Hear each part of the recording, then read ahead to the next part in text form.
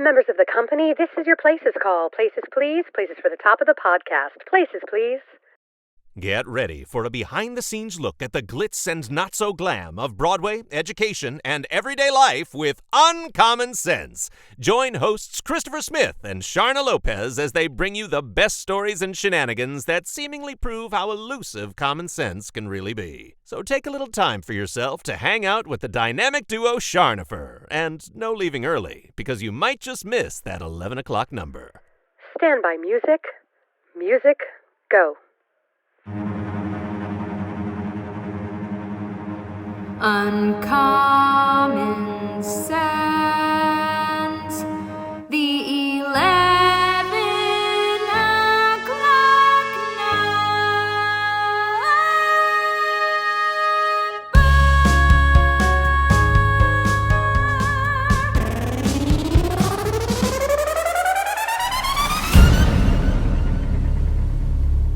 And we are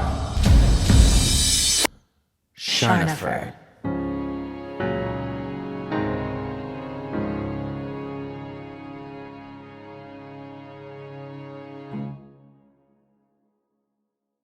We're starting. Oh, We're starting. Welcome. We started. Welcome, Charno fans. We are back. The show. You guys, we have a guest today. We haven't had a guest in a hot second, and I am pumped up. I literally, before Christopher hit record very quickly, was telling our guest that I was excited because we've been wanting to have said person on the show for a long time. Truly. And now she's here. Right? Truly. Seriously. Every time we're like, oh gosh, we got to get the guest on. And then we're like, oh, she's at the top of our list. So without further ado, I'm going to introduce Shannon Zimmerman, also known as Shanny, also known as Miss Z. A very, very good friend of mine and who works with Christopher and I. And we have Shanny on here for a couple reasons, but specifically, she has a great background in well-being, self-care, yoga. I love, and I've told her this a lot and we'll get into it more, but I love her, just her outlook on life, her energy, her positivity, and her way of just kind of being an amazing human. She teaches that to our students and to us. So thank you, Shannon, for being here. That's so very sweet. Yay. You're very, very welcome. I'm glad that we can make this work. Of course. Right. We always have like a moment on the show where we're like, we had some technical malfunctions, guys. 23 minutes of technical malfunctions, but now we're here. So here we are. We're here. It's great. We're going to make it work. I love it. We're going to make it work. Makes the Shannon, dream work. we're going to be short and sweet today. I know we're all busy people, but again, we have you here and we appreciate you. I'd love to just get you to kind of tell us sort of your background of, you know, how you got to where you are. You don't have to give us the day I was born, but like, you know, what you're into. I mean, you can, but what were you into as a kid and then through high school, college, and kind of how you landed where you are. A little brief Shannon history, if you don't mind. Okay. Sounds great. Started dancing when I was very, very young and always was very interested in dancing. Always knew I wanted to keep dance in my life. Went to college for dance, double majored in dance and adolescent psychology. Did not really know that a world existed where you could teach dance in high schools. That wasn't even like on my radar at all. I thought I would teach at a studio and work nights for the rest of my life. And ended up teaching dance at OSHA, which was like such a blessing. I did not know a world like that existed in real time. I just thought fame was a TV show and a movie and it wasn't real. So, so getting to work at OSHA was huge for me. Dance was always a really positive part of my life, but very much was taught to me. And I think some of this was self-imposed, that if you weren't working hard enough or doing it like the person next to you, it was always like a very big comparison game. And that just leads into a lot of like self-defeatist thoughts, negative self-talk. And you know, that it's part of that dance world. It's part of a lot of everybody's worlds. And then due to an injury, I got introduced to yoga. So I had injured my back. First, it started with sciatica when I was in my like mid-20s. And my chiropractor suggested that I start taking yoga, and it completely changed my back health and my spinal health and enabled me to keep dancing. And then a few years later, I broke my back. We can pretend that I was doing something super cool. Okay, hold. Yeah. Hold. I knew that was going to get you because I knew that about her already. And then I was like, Krista's going to freak out when she says that. Yes. Okay. What happened? What happened was what? What we wish would happen. Like what I wish was happening was that I was doing like. Let's do both versions. Let's start with the like cool version, the like what if version. I was coming down a double black diamond, just like swooshing left and right. And I hopped up on this rail and slid across the rail and tried to hit a backflip and just did not land it right. Just didn't land it. Got Yeah. it. Okay, now we're going to rewind. And we're going to tell us what happened, Shannon. I had skied all weekend safely and successfully, and fell out of the shuttle bus in my ski boots. Which, okay, I'm going to chime in though, because anybody who has ever been specifically skiing. So I grew up skiing and then I started snowboarding in college, but ski boots are like the actual worst. They are so, every time someone would get out of a shuttle or walk downstairs, I was like, hold the rail, please don't die. They're very terrible. They're very terrible. That is terrible. I've never worn ski boots, but that sounds terrible. And I'm so sorry I'm laughing at your plight, but just imagining it'd be like cooler the situation. If it was the first version is great. But the second version is the truth. Yeah. Did you, Shannon, when you fell, did you know immediately like I did something really bad? No, you didn't. No, it was like a cartoon. Like because I was being stubborn and wasn't holding the rail, I was holding my poles and my skis. I hit the first step and my feet flew out and I missed like the two other steps of the bus and landed on my like low spine on the bottom step and hit the ground. And I was the first person off the bus. So everyone else had to like step over me because I'd yard sailed all my stuff. And it was in a parking lot at like the lift. So everybody saw me. Yeah. And I was all, that's embarrassing. I'm going to potentially just need a beer and I'll get on the next run. Oof. No, I did not get on the next run. It was like when I tried to stand up, I knew something that was bad. But that led me back to yoga. After I did all my physical therapy and was out of work for a really long time, I started doing yoga again. And then I did my teacher training, my first 200-hour certificate, and just fell in love with like learning about wellness because it was such a different way. The way my teacher taught it, it was such a different way to think. It was, you need to do the best you can with the body you're in. You need to try to accept who you are right now and then work towards a better version of yourself. And I'm like, well, this is mind blowing. Like it was a game changer for me. So. But even that sentence right there, I love it so much. And I love how you kind of started with this idea of, we talk a lot on our show about theater and being in the spotlight and what you're supposed to be and how you're supposed to be and kind of this expectation. And I think that sentence of like, accept who you are. And if you want to work toward a better you, okay. But being able, I think I want more younger people to hear that. I know that's what you're doing in the classroom and what you tell them, but and even adults need to hear that, right? Like what a difference between being in a dance studio and being told like not good enough, or you have to do this exact way, or you don't look the right way, or this costume doesn't look right, to then kind of having this realization of like, that's not really it. That's not what it's really about. Right.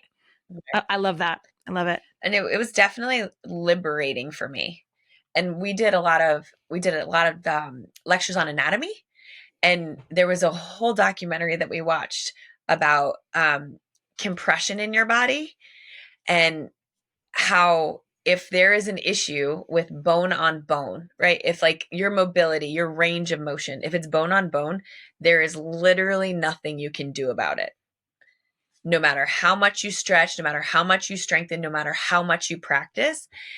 And that like turnout is a big one as a dancer, right? In dance or gymnastics, like, can you turn out your body? Some people, no matter how hard they work, will never have that, where I think a lot of people are fed, right?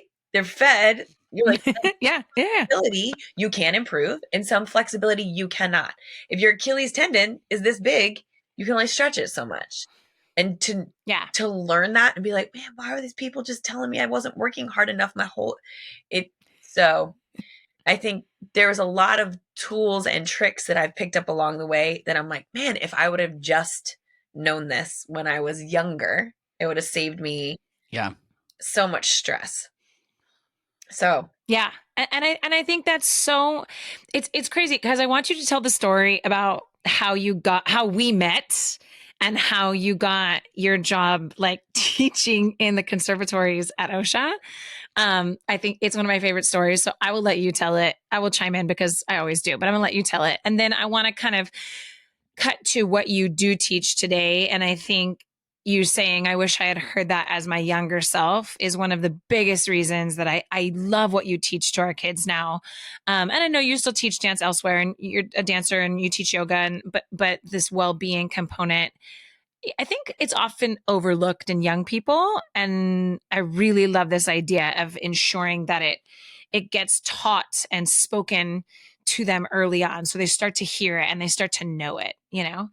But will you tell the story about how you found out who I was or how we met, please? Yeah. I don't think Christopher's ever heard this story. Oh, so nope. I'm ready. So I've like got to get my popcorn. Originally, one of my friends was like, I was still out of work because of my broken back and looking for work because the dance studio I was working at replaced me. And she told me about this place named OSHA, and she said it was in Santa Ana. I'm like, I don't even know where Santa Ana is. I was living in Redondo Beach at the time. I was like, I've never heard of Santa Ana. You're so fancy. I lived in like a bubble, the South Bay bubble. I didn't leave. Yeah. So I went in for an interview, and originally they were trying to hire me to teach jazz, and then found out that I could teach tap. And they were like, oh, it was the director of integrated arts at the time. And she was very excited that I could teach tap. And she's like, that's it. I'm going to have you teach tap instead. I'm like, great. Tells me like my schedule, calls up the I think he maybe was one of the directors at the time. I think maybe a vice principal at the time. And the other teacher for tap during the elective portion of the day had just quit the day before. So I got like super lucky, got looped in to teach full-time electives as well. And then I teach the first semester, and second semester comes around and I get told I don't have a class. And I'm like, for integrated arts. And I'm like, why? And they're like, well, Sharna Lopez is coming back. And I'm like, who's Sharna Lopez? I have no idea who Sharna is. Sharna was out because she was pregnant and having her first baby. She was having Sebastian. So thank goodness for Sebastian, because that's how I got looped in. And I was like, what do you mean someone's coming back and taking my job? And it worked out for us that the class was so big that we were able to split it in half and both teach. So we got to work together and collaborate, which was awesome. And then it was I didn't even know that happened. Yeah. So like Shannon and I didn't even know that is what went on because, you know, the director of integrated arts didn't tell her like, hey, you're stepping in for a teacher who's just going on maternity leave.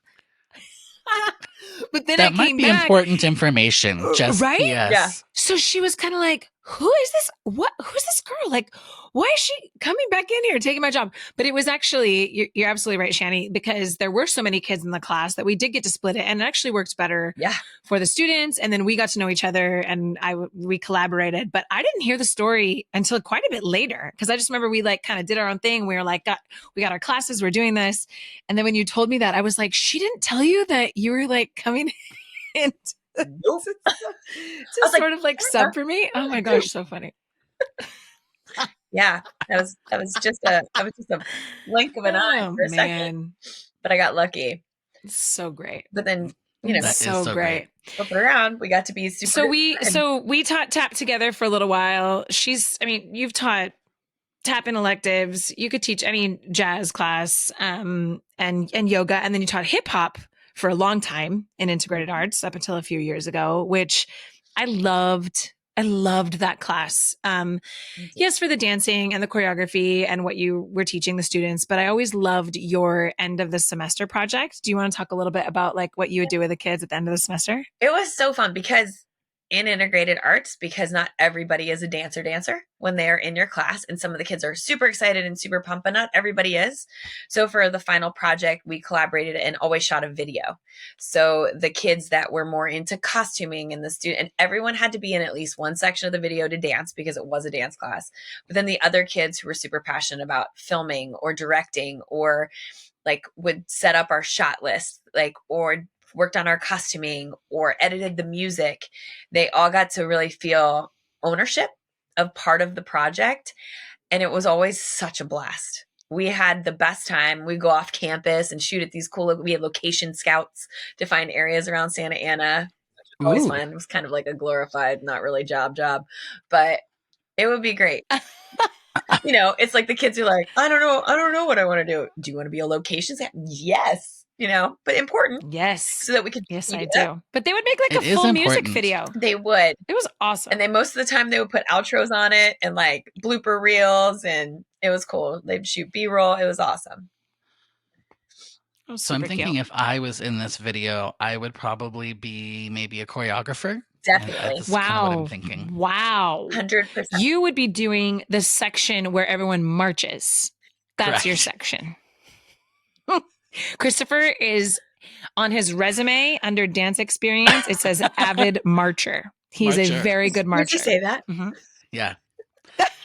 No. Okay. So he has learned how to march over the last several years, and it's like a thing for him. He's very proud of his marching. Yeah. Look, he's so happy. I am. Marching's not easy. It was so Too funny. You know? So well, you he know used what? to march. I thought it was easy. Right. And he used to march with the same arm, same leg. And I was like, Christopher, we need to have a minute. We got to figure this out. Yeah. It didn't feel fun. And then he did. And now he's very passionate. Yeah. About his marching. Yeah. About marching. Oh, man. I love that. So perfect background. I love it. Quick and easy. Now, so Shannon still teaches dance at a different school. And at OSHA, she teaches a well-being class for me. And she pitched it to me a little while ago and was like, hey, what about this class? And I'm like, I love it. I love it. I love it. No. Oh, time. Okay. Go back. Not what. Sorry. I was very passionate about doing my yoga teacher training, and I was super excited. And I was just talking to you about things about how I love this, you're doing how this. I love that. And you were like, why don't you make a class? You pitched me the ability to pitch it to you. You said, well, this is true. You know what? Now that you know what's funny, I did not recall that until you just reminded me. And you are absolutely right. You're absolutely right. Yes. So not everybody. So then talk about how you sort of formulated this class. It's called Well-Being for the Artist, and we love it. And she currently teaches 11th and 12th graders and also our brand new 7th graders, which I'm really excited that they get to have it when they first come into the school. But talk about kind of how you formulated the curriculum for the class. It was mostly like I said, like the things that I was learning that I'm like, man, if someone would have told me this earlier, like my life would be so different. So it's a mix. When I have my upperclassmen, I have them twice a week. So one day a week, we do a meditation in the beginning of class and yoga practices. Cause I think for me, the mindfulness of continuing to move my body, but putting breath work with it and having meditation has made a huge difference. And not all of our students exercise regularly. Like we don't have normal gym classes. So some of them are dance classes, but some of them do other things. So if they are someone that's focused on art or instruments or writing, they have tons of tension in their body. And now they just know simple ways to stretch and alleviate that. And they learn breathwork practices to help with anxiety and depression and panic attacks. And if that's hopefully not something that affects them, but they have someone in their life that it does affect, then they can help them with that because there's simple breathwork techniques. And then on the flip side, the other days, we focus on things that I think will help them be better communicators with their family or goal setting or visioning, and we do a vision board project every year. And a lot of them, which is so interesting, they've never done collages like we used to do where you'd make like proper vision boards because they've only Mm-hmm. the Pinterest version. If they've seen it, they do want to do it digitally. Right. And I think it's just so fun for like when we actually make it, because then for the art kids, it's a creative project, but it's really interesting when we talk about I had a couple students, and these are like always my favorite, that, I just remind, like, the more you see it, the more your body is reminded that that's the path you want to go, or that's who you want to be, or that's what you want to do. And one of our students had set the background of her phone as the background that she would see if she got into her dream school in New York. And she kept it there, like from when we did our big vision board, but she also put it on her phone. And then when she had graduated and she got into her dream school and she was there in the fall, she took a picture and sent it to me of like her with that background with the two pictures next to each other. She knows I'm a sap. Like, she's like, I'm sure this is going to make you cry, but I thought this would make you happy at the same time. And I was like, oh, it's just like things like that. Some of them, and I tell them, like, some of these tools you'll never use again. Like, some of these things are not going to be for you, but if you can pick one thing that helps you out of all the things we talk about, either with your relationship with your parents, or you can be nicer to your sibling or kinder to a kid at school that's a little not normally your style, I think it's totally worth it.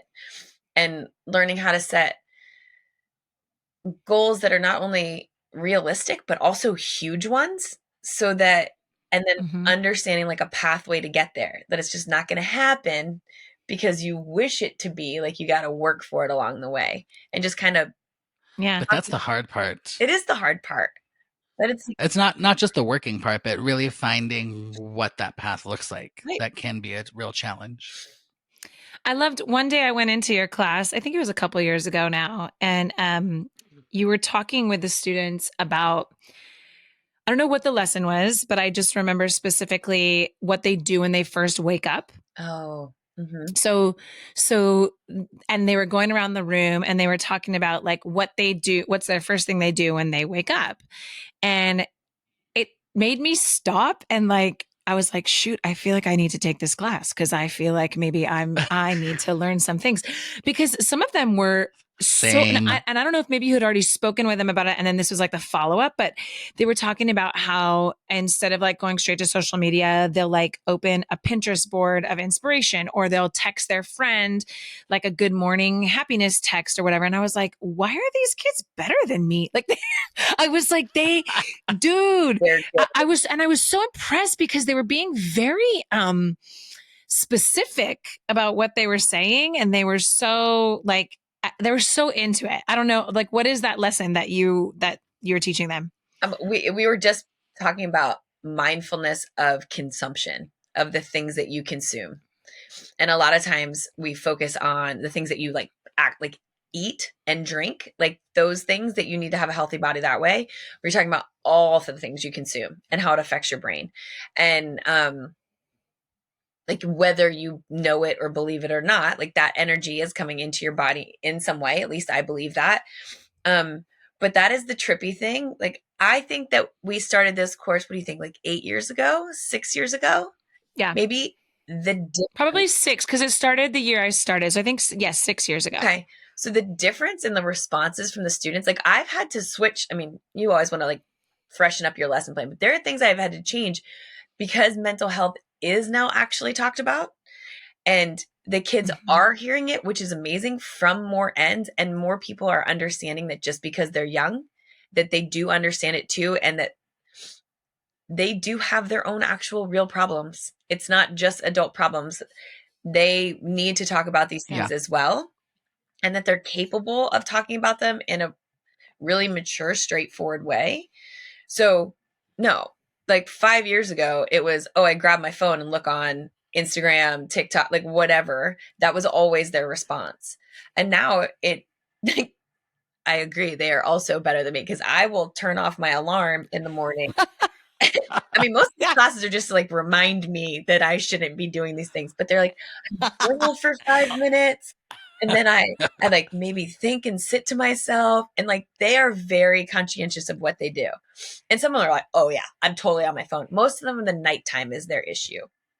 So, and even watching scary movies, like if they like horror movies, like that is, all of that affects you. Yeah. It's necessarily going to give you bad dreams, of course, but that negative energy sits in your body.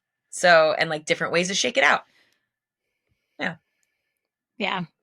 Well, and I think that's like something, and I know I mentioned it kind of in the beginning in the intro, but it's something I have taken from you just as a friend and a human. Like, you're allowed to be angry or annoyed or frustrated and have a bad day and whatnot, but get that out and then have that moment of like, I always say the word perspective, but of just like, you've got to find the things that you are grateful for and that you're happy about, because if you just sit in that negative, it doesn't mean that you're not upset about it anymore, right? You can still be upset, but like to try and flip your mindset around, right? Because what you're putting out into the world is what you're going to get back. And it's so true. Like if you go about your day frustrated, annoyed, grumpy, that's what you're going to run into no matter what. Even it's just that energy, everything is going to be that way. And I've used it with my own kids. I use it even in like rehearsals when I get in there and I'm like, okay, everyone is wackadoodle today. Like we've got to like, okay, time out, stop. We're not doing what we meant to do. We're just going to like regroup. And I do think, like you said, that was never discussed when I was younger, ever. I don't ever remember anybody talking about that. And yeah, right. And I do think there are times that I'm like, okay, friends, get it together. But also I think the fact that we talk about it, that kids have a space for it, that hopefully parents are also finding ways to incorporate that, into their parenting style. I love that it's available to younger people. And even me, I feel like I'm learning again in your class or talking with you, or even from kids, like the fact that they said that, like, I wake up and I think about 5 things that I'm grateful for. And I'm like, what? You're 13 years old. What the heck? Like, good on you, because I get up and I'm like, I got to do all this stuff. I'm super proud of them. Agreed. Yeah. We did a project once and we did it during the pandemic. They had these jars, and honestly, I got the idea because one of my students had made me one, and we had different color slips of paper that they had to use. And ones, they wrote things on them that made them like happy, but they were in different categories. So I need you to write these 10 things on yellow paper that instantaneously make you happy. Like it could be a like specific song, or petting my dog, or like dancing around my room. It's something that you could do by yourself right away. Yes, but you can be happy like immediately. And then there was another color. It's like you need another person, like watching a movie with my mom or going and hanging out with my best friend. And then the other color were things that took time of planning, so that they knew, like when they were in a funky mood, we'd be like, okay, like you're going to pick something from your joy jar and you're going to try to make yourself feel better. Is it like repainting your nails? Is it watching a YouTube tutorial on, I don't know, fashion, whatever it is, so that they could get out of their funk? But like you're saying, like you have to sit in your feelings and feel them, but you don't necessarily always have that luxury for the length of your entire day. So what can you do to like recircuit your brain for when you need it at the moment, And they come up with great ideas, which is nice. Yes. Kids are freaking smart. Always. They always surprise me. I'm like, dang. Yeah. I think what I love about all of that, Shannon, is really because I know what I talk about with Sharna, and I talk about it, and I talk about it with other people, is there's all these situations and these problems that people have to deal with, kids, adults, whatever. And it's like so many people are not giving them tools. And I feel like that's specifically what you're doing, is giving them tools to help them function in their life. Thanks. And I love that. Yeah. I mean, and Shannon and I talk about that a lot on the side, just in our personal lives too. I think in education and even in parenting, or seeing kind of younger people and now adults too, not having those tools. I'm not saying that any of us are perfect and I know how to deal with all of this. No, there are times that I have meltdowns as well. Like I'm 3 years old. I know I know we all do, but we see it more and more and it's sort of the generation of like the snowplow parents and the helicopter parent, and a lot of these parents who honestly, at the end of the day, I think are super well meaning and they feel like they're helping their kids. I don't think it's anything like I want to fix it. They just think they're doing the right thing and they can't see how incredibly detrimental it is because they haven't given them coping skills. And Shannon, you said something one time to me that I remember very, very well. And I think it was a conversation you had with a student where something had happened and it wasn't that big of a deal. I don't remember specifically. And I just remember you telling this student, hey, you've got to learn how to work through this problem here that's maybe a 3 on a scale of 1 to 10. Because when you have a 10 problem, what are you going to do if you don't have the skills to and the coping strategies to work through what this is for you, your penny problems, so to speak? What are you going to do when it's a real problem? Right? Do you remember that conversation, Shani? I don't know who you're talking to. One of your students, I think. No, it's like, it's the muscle memory of like the little inconveniences are just building up your muscle memory so that like, okay, well, I got through that thing and it was kind of uncomfortable. So this thing is definitely more uncomfortable, but you're going to use the exact same skills and tools that you did before, just at like a higher degree. So that hopefully you're prepared. And, we're never prepared for the crappy things that happen, but crappy things are always going to happen. It's inevitable and it's part of life. And I think, like you're talking about, anyone is well-meaning. Like as a parent, as a teacher, we don't want bad things to happen to the people we love or the kids or our partners, whoever, but bubble wrap isn't a thing. Like we can't keep them protected. So if we are trying to constantly keep the bad away or the uncomfortableness, like I think no one wants anyone to feel uncomfortable anymore. And that's where you grow. That's where you learn things and learn those skills and those tools that when we cannot avoid the uncomfortable, you won't know what to do. Yeah, I do remember that. That's a great word choice, Shannon. Like, I think a lot of people think, oh, the bad, the sad, but uncomfortable is the perfect word because that's when people are like, this is weird. Okay, I'm going to just fix it for my kid or I'm going to fix it for my partner or my student or whatever. And letting kids kind of feel that, or anybody for that matter, I guess, feel that weird, like, oh, this is okay, awkward, weird, don't know how to deal with it. Then you have to learn how to move through it. It's something I actually now 6 years into being in my position I'm in, actually love this conversation when students come in. Mrs. Lopez, I can't be in this class because I don't know anybody. And I'm like, oh my gosh, this is the best class for you to be in. And they're like, what? Their face is like going to cry. They're like, oh, wow. I'm like, you can make some new friends. so many. How amazing for you. And they are so taken aback because they've come in with like grumpy Gus syndrome and like, poor me, and I'm like, this is amazing. And they're always like, I don't know what's happening right now. I don't know what's happening, and I'm like, I am making your life better. It's like, it's like you can make a new friend and or maybe you're going to meet some people that you would have never met before that maybe aren't kind of your normal circle or something. And you're all, and guess what? The other thing I tell them, guess what? You don't even have to like everybody. I'm totally fine with that. And they're always like, what? You don't have to like everybody. You have to respect people and you need to be able to like work alongside people or have like, you're going to, and I even tell them, hey guys, there's people at my work that I don't like. There's people here that I don't like.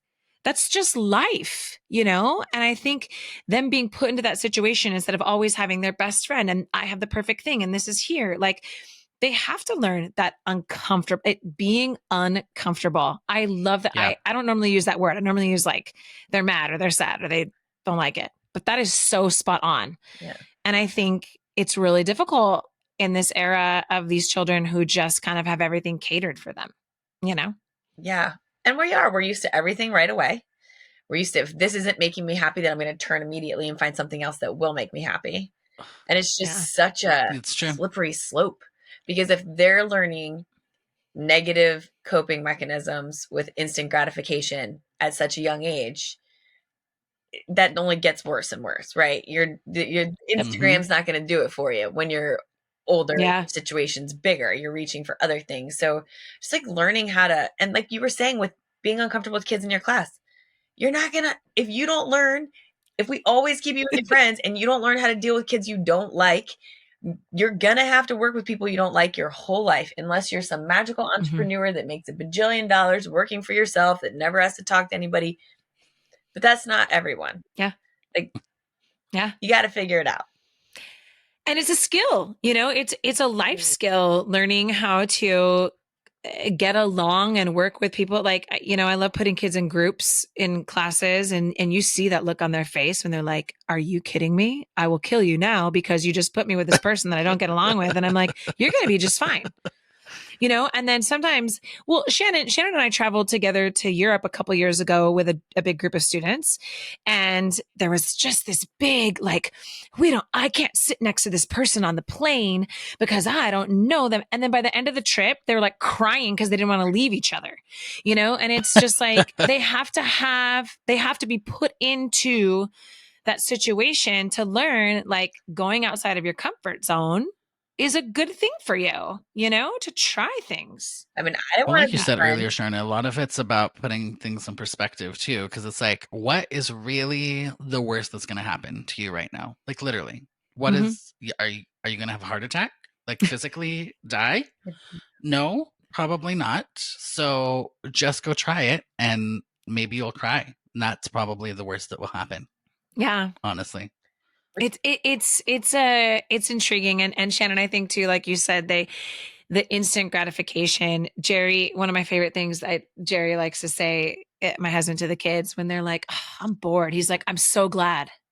He's always like, I'm glad you're bored. I'm always like, I love that, because kids, and I say kids, but even most teenagers in particular, do not have to figure out how to have conversations, entertain themselves, find something to do. Like, it's all just there.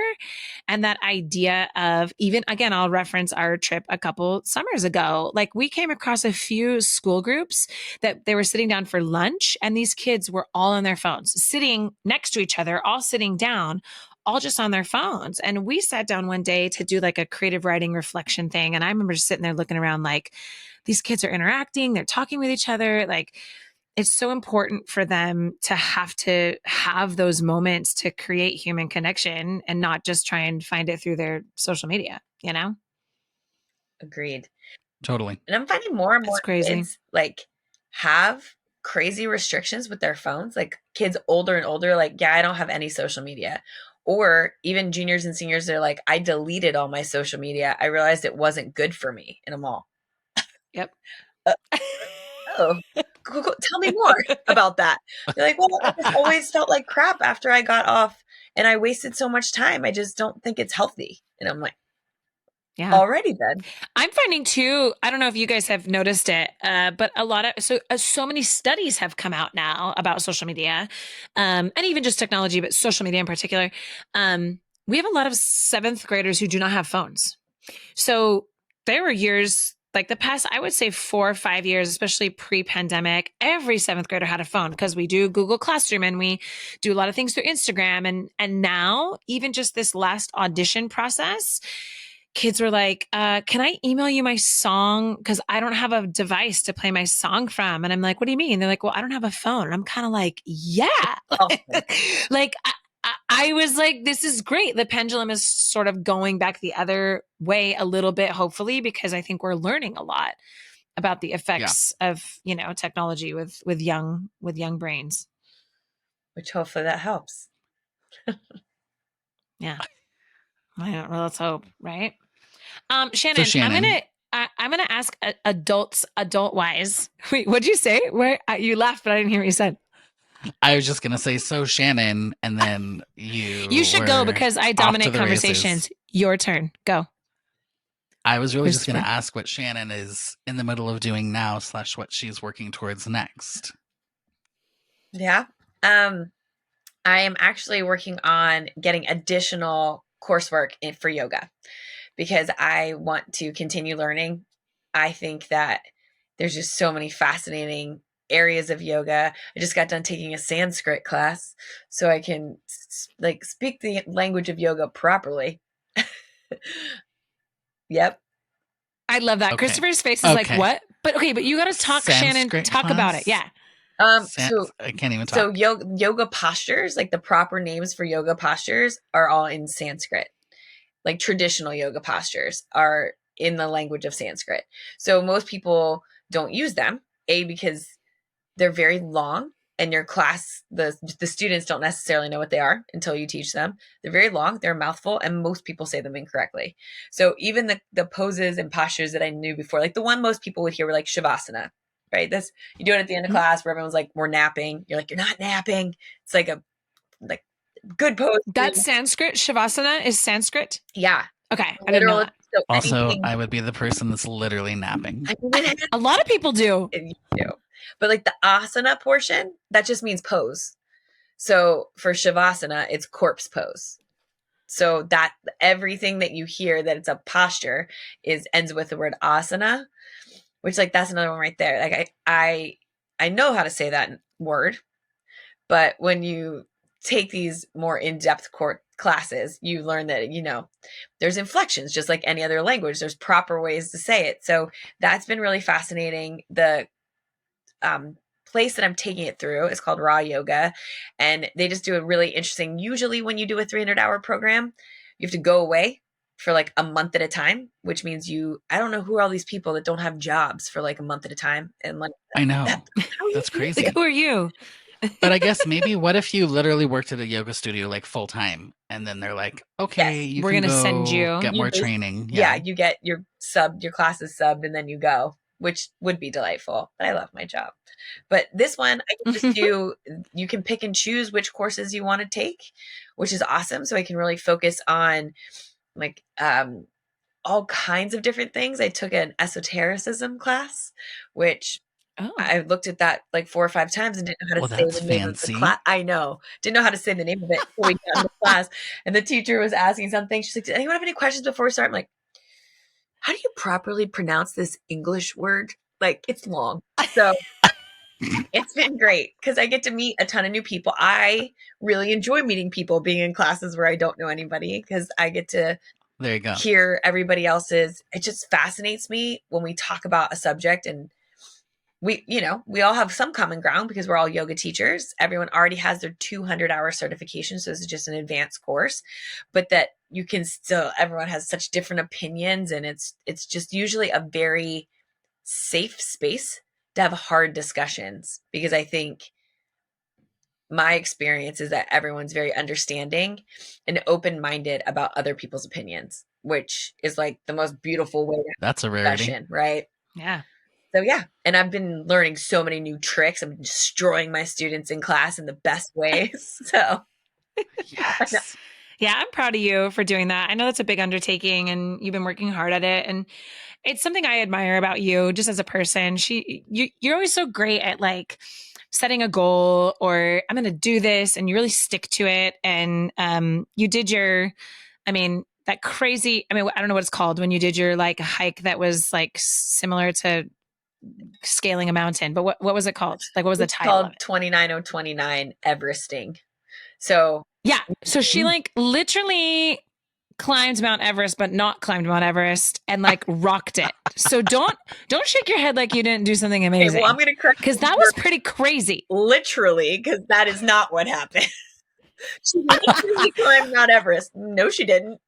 No, she didn't. But I do. But you climbed. But Everest is in the title. Okay, explain it because it's super cool. You climb the equivalent elevation of Mount Everest, but it's not in the cold. No, you're not sherping up your things. The oxygen level. Now she's trying to act like it wasn't a big deal. It was a big deal, but it's not Everest. I was very proud of you. Thank you. It was hard. Yeah, but it is something I admire about you. Like, you are like, I'm going to do this, and you'll train, or you're doing your yoga thing, and you stick to it, and you have a goal. And I think that comes from kind of your background and now what you're teaching and what you're into. And it's not a lot of people are like that. Not a lot of people are like that. So I think good on you, my friend. Thanks, buddy. It fuels That's me. awesome. I do best when I have something to focus on. When I'm left to my own wily devices, I get a little lazy.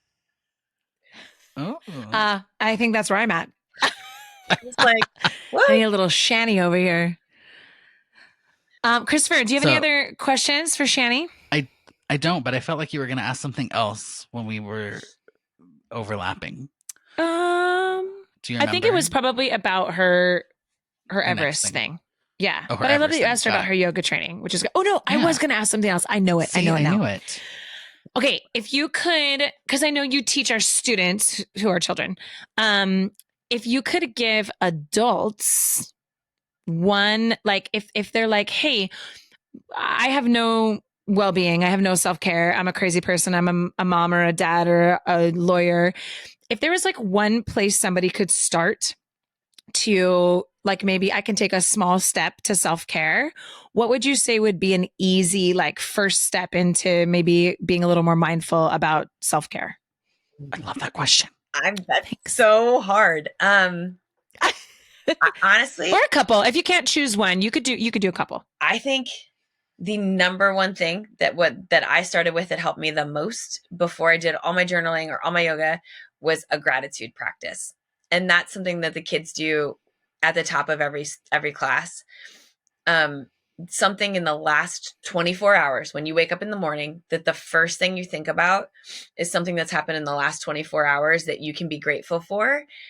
And ideally that isn't the big things. Like, it can be, but not, I'm glad I'm alive, which is great. But like, I'm glad I'm alive. I'm grateful for my family. I'm grateful for my health. But like, my friend brought me boba yesterday, and it was such a nice, like, small things, like the small things that you can look around and see, like, oh, I saw a hummingbird and it was really pretty. Or, oh, so-and-so, like in our class yesterday, so-and-so did the best monologue, and it was so exciting to see because they had been locking into the little stuff. Because if you know that every morning, like I write mine down, I have to come up with 5 things, then you spend your entire day looking for 5 things to be grateful for. So you can write something new. So then, like you were talking about earlier, you set your entire day with the energy of like joy and gratitude. And when you look for that, like that's what you end up finding, instead of, I open my phone, I scroll on social media, I see like the horrible things that are happening in the world, or I'm jealous of someone else, or I get in that like lack mentality. And then that's what you look for all day long. Someone has a nicer car, someone has a cuter outfit, and then your whole day feels like poop all day long. Gratitude. Yes. That's my long point. Shani. So I have that in my planner. There's like a little area to write down 3 things you're grateful for, which I love. And I'm usually relatively good about it. But I want to have my kids do that. I just had an idea, like while you were talking, like I'm going to put a little whiteboard, like on our way out to the garage. So like, hey, on your way out to get in the car to go to school, you take the little pen and you write whatever, because like that's such a happy way to start your day. It is. I love that. And I love that you, like, because the pressure of knowing you're going to have to write something down makes you look for it. You're like, well, I'm going to have to come up with something.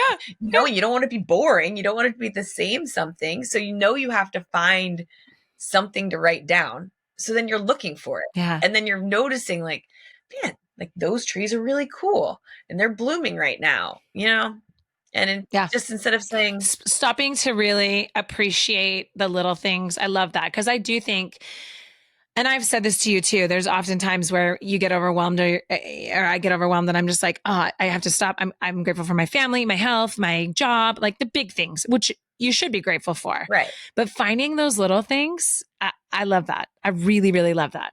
I haven't done that a lot, like the small little things. And I like I'm gonna try it. Too, that like they had to have happened in the last 24 hours, because then you're forced I like that. to be like, well, it was really fun going out to dinner with my friends 3 days ago. Like you could have said that the first day, but you can't say that after that. Yeah. Yeah. You got to find something new. You do that every morning? Every morning. Yeah. Dang. Wow. No wonder you're so amazing. And I'm over here like struggling with my technology and making everybody wait 25 minutes. But then sorry, guys. You can be like, I'm grateful that my technology finally worked. Yes, that's exactly what I was going to say. And here we are. We're grateful that we get to hang out with Shannon. No, I love it. Christopher, do you have any other questions for Shannon? Yes, I have 2 things. One's a comment that we've now talked about boba twice, and now I want boba. So thanks for that. Yep. I love boba. So tomorrow, that's what I'm thinking. And the second thing is that we always ask, really, Sharna asks, and it's not really related to our topic, but I'm going to ask you anyway because this is the thing we do on our podcast. Shannon, what is your favorite musical? I knew that was going to be the question. Yes. Okay. So, I love it. She's got some musical experience. She's ready. Yeah. okay. Like live that I've seen. I mean, I love Moulin Rouge. I loved that show live. It's newer. I know. I Like love that. movie I love it too. musicals, one of my favorites is My Fair Lady. I saw that a million times when I was young with my mom, and I Oh, loved it. So like movie, I love that. The Rain in Spain. It has like a meaning to you. Yeah. Oh, I love that. I mean, Moulin Rouge though, can't beat it. Yeah. You really can't. I was just really, Especially as a dancer.